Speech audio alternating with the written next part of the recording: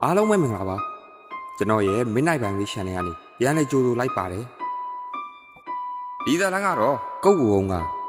တရေလျှောက်တဲ့သီလရှင်ကျောင်းကြီးရဲ့ဖြစ်ရမှန်ဇာတ်လမ်းတစ်ခုပါဒီဖြစ်ပျက်က1990လောက်ကဖြစ်ခဲ့တာဆိုတော့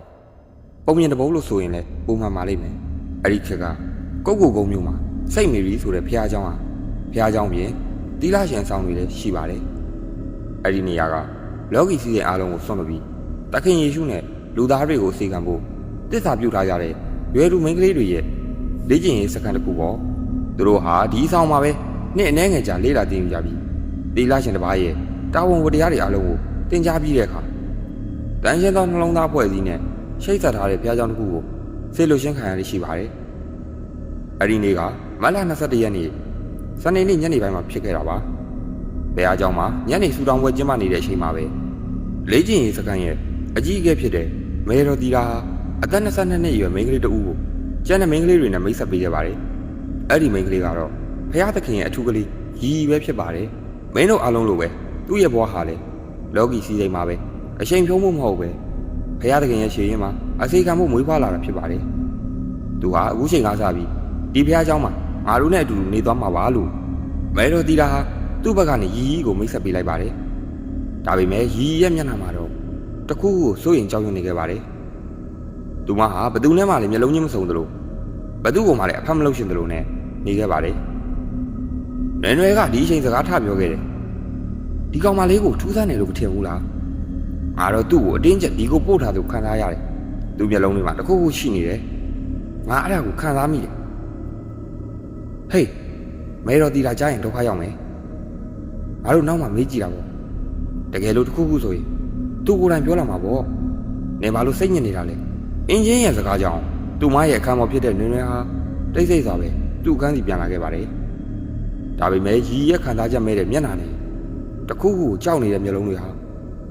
သူ့ရဲ့စိတ်ထဲမှာစိုးမိုးနေခဲ့ပါတယ်နောက်တနေ့မနက်ဆူတောင်းချိန်မှာတော့နွေဟာရီကိုလူအုပ်ရဲ့နောက်မှာရက်ပြီးတိုးတိုးလေးတစ်ခုရေရွတ်နေတာကိုသတိထားမိလိုက်ပါတယ်နွေဟာရှေးတမောက်ပါလေးနဲ့ရီနာတဖြည်းဖြည်းတိုးသွားပြီ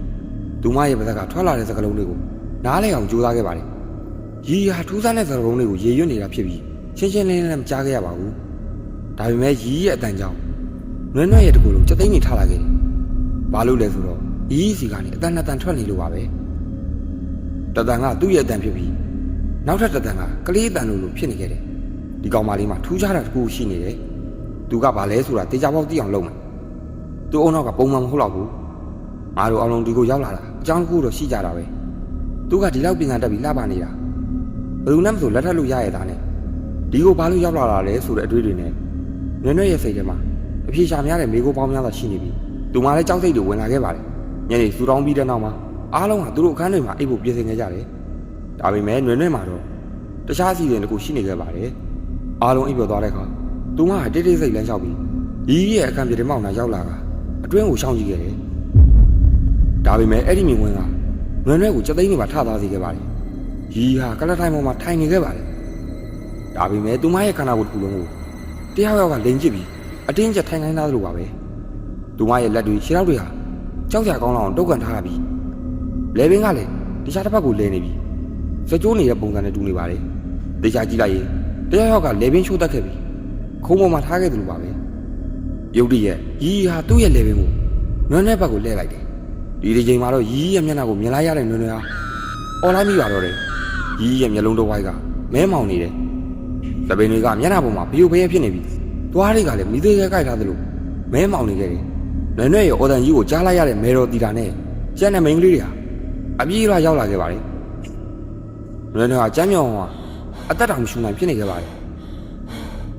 မင်းဒီမှာဘာလုပ်နေတာလဲဘာဖြစ်တာလဲဆိုတော့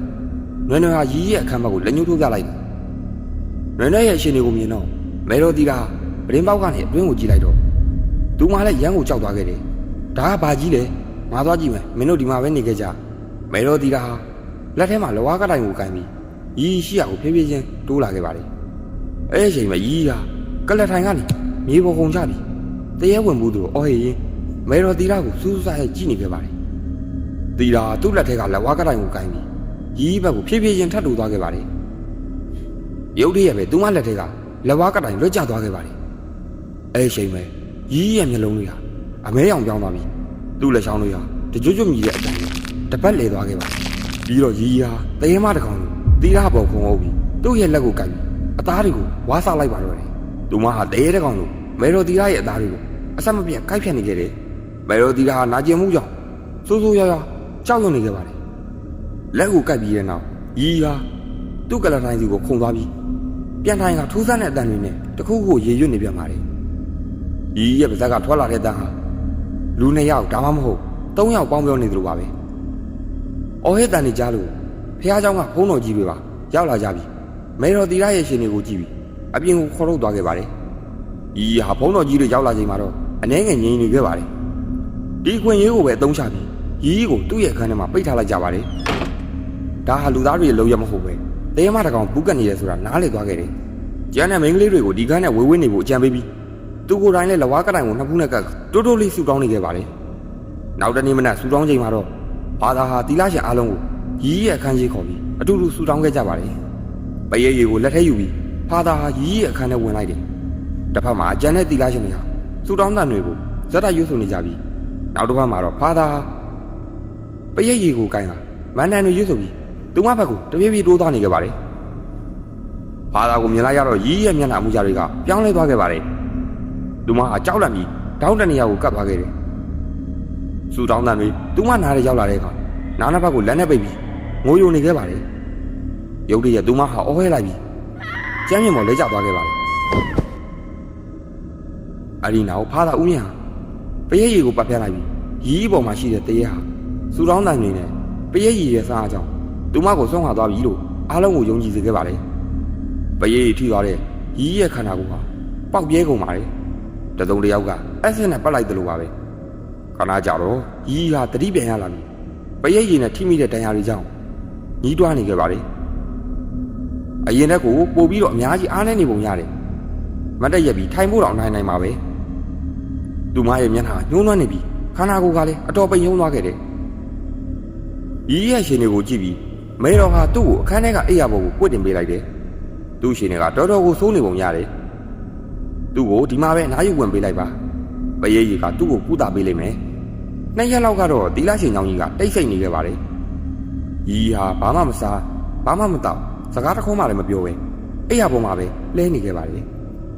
်အိယာဘော်လဲနေပြီး2 ရက်မြောက်နေမှာတော့သူမကရေတောင်းလာခဲ့ပါတယ်မေတော်ဟာရီးကိုရေတိုက်လိုက်ပါတယ်ရီးဟာပုံမှန်လူတယောက်လိုပြန်ဖြစ်လာပြီလို့ထင်ရပါတယ်တရေဝိညာဉ်ကတကယ်ပဲသူမစီကနေထွက်သွားပြီလို့ထင်ရပါတယ်ရီးရဲ့အရှင်တွေကိုကြည့်ပြီးမေတော်တီလာဟာသူ့ကောင်းကိုပုတ်တက်ပေးလိုက်တယ်တခုစားမလားသမီးဆိုတော့ရီးကခေါင်းငိမ့်ပြခဲ့ပါတယ်ရက်တော်ကြာမှစားပြန်စားရတာဆိုတော့သူမကတရေတကောင်လိုစားပါတော့တယ်သူမဟာမရမနာစားနေခဲ့ပါတယ်နှစ်ပေါင်းများစွာအစာငတ်နေသလိုပါပဲအချိန်ကြာလာတာနဲ့မျှရီးရဲ့စားတော့ပုံတွေကပြောင်းလဲလာခဲ့ပါတယ်ရီးရဲ့ပါးစပ်တစ်ခုလုံးကလည်းပြည့်ကျန်နေခဲ့ပါတယ်အစာစားပြီးတဲ့နောက်ရီးဟာတခြားလူတွေပုံစံကိုပြောင်းလဲသွားပြန်တယ်သူမရဲ့မျက်လုံးတွေဟာဇုံတရားကိုတက်ရှင်နေတဲ့ပုံစံနဲ့ထူးဆန်းတဲ့စကားလုံးတွေကိုရေရွတ်နေပြန်တယ်သူမကမတူညီတဲ့ဘာသာစကားတွေကိုထပ်ပြောနေပြန်ပြီသူဘာသာစကားတွေကိုဘယ်တော့မှသင်ယူခဲ့တာလဲသူကမိဘမဲ့ကြောင့်မှနေရတယ်လို့မဲတော်ပြောခဲ့တာပဲအဲ့ဒီမှာအလုပ်တွေသင်ပေးတာပါပြီးတော့သူစားတာကိုရောမဲတော်မြင်လိုက်လားလူတယောက်လိုမဟုတ်ပဲတရေတစ်ကောင်လိုစားနေကြတာသူ့မှာလူသိမရှိတော့ဘူးလို့ငါထင်တယ်လူဒီချိန်မှာလုံနေတာတွေကိုငါတို့တားလို့မရနိုင်ဘူးဘယ်သူမှဘာမှမလုပ်ခင်မှာပဲရီးဟာပုံမှန်တိုင်းပြန်ဖြစ်သွားပါတယ်ခန္ဓာတာဖြစ်ပြက်သွားတဲ့ຢာတွေကိုသူမှမသိလိုက်သလိုပါပဲရီးရဲ့စိတ်နေစိတ်ဓာတ်ဟာအချိန်ကြာလာတာနဲ့အမျှပိုပြီးထူးဆန်းလာပါတယ်မဲတော်တီရာနဲ့ဖာသာဦးမြင့်တို့ဟာရီးကိုထိန်းချုပ်ဖို့သူတို့အတွက်မဖြစ်နိုင်တော့ဘူးဆိုတာနားလည်သွားကြတယ်တောက်ကြနေကြည့်တော့ရီးကိုဒီမှာပဲထားရမယ်ဒါပြီးရင်တော့ဖာသာဦးအောင်မဲသူ့ကိုနိုင်တော့မှထင်တယ်3 ရက်ကြာတောက်ကြနေမှာတော့ဖာသာဦးအောင်ရောက်လာပြီးညနေလူဝိတ်ချိန်မှာပဲတရေနေရင်လုပ်ငန်းတွေကိုစတင်ခဲ့ပါတယ်ရီးကိုကလတိုင်းတစ်ခုမှကြိုးချီထားပြီးသူ့ပတ်လည်မှာမီးတွန်းထားတဲ့ဖျောင်းတိုင်းတွေကိုချထားပြီးပရိယေတွေသူမပေါ်ကိုပတ်ဖြန်းလိုက်တယ်ပြီးတော့ဖာသာကမန္တန်တွေကိုစပြီးရွတ်ဆိုခဲ့ပါတယ်ရီးရဲ့မျက်လုံးတွေဟာနောက်တစ်ချိန်မဲအောင်ပြောင်းသွားပြီးသူ့မျက်နှာပေါ်မှာတရေမတကောင်ရဲ့အပြုံကြီးပေါ်လာပြန်တယ်ရီးဟာဘာသာစကားမျိုးစုံနဲ့တပြိုင်နဲ့မသိနိုင်တဲ့အရာတွေကိုပြန်ရွတ်နေခဲ့တယ် တခါတလေသူ့ပါဇက်က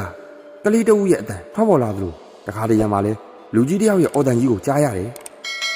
အပိုင်းတစ်ကတော့ဒီမှာတင်ပြီးပါပြီအပိုင်းနှစ်ကိုမနှက်ပြန်မှာတင်ပေးသွားမှာမလို့ကျွန်တော်ရဲ့ channel လေးကို like and subscribe လုပ်ပြီးတော့ကြပါဦးဗျ